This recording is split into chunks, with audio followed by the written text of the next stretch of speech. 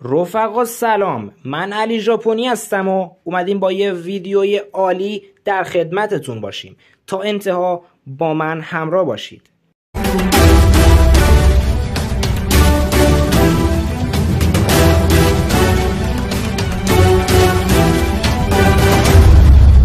بدون هیچ حرف اضافی میریم برای فول گردونه این گان متیک BP 50.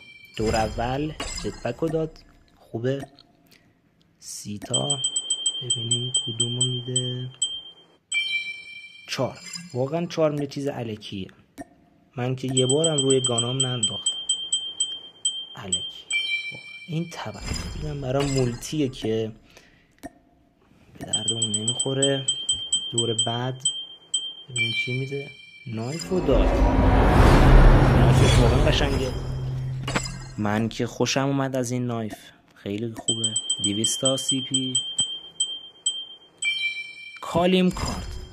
خدای این چیزای چرتیه که میذارن تو گردونه، اصلا مزخرفه، به درد نمیخوره.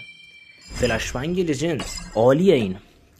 این فلشبنگ لژند از اون قبلیه که فکر کنم داخل گردونه AMR متیک بود اگه اشتباه نکنم. این یکی از اون خیلی بهتره، واقعا عالیه. دوستان همینجور که در جریان هستید، فیلم فول گردونه رو من براتون حساب کردم. 5810 تا CP برای فول کردن این گردونه نیاز دارید. M21 خوبه ولی اپیکه.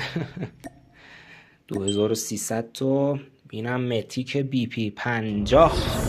واقعا این سیزن حرفی برای گفتن نداره، خیلی گانه خوب.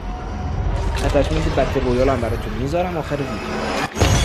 دوستان ممنون میشم اگه از این ویدیو خوشتون اومد باشه، چنل منو دنبال کنید، اون زنگوله کنار رو بزنید، حتما سابسکرایب کنید که تا ویدیوهای بعدی رو براتون گذاشتم اولین نفری باشید که ویدیو رو تماشا میکنید.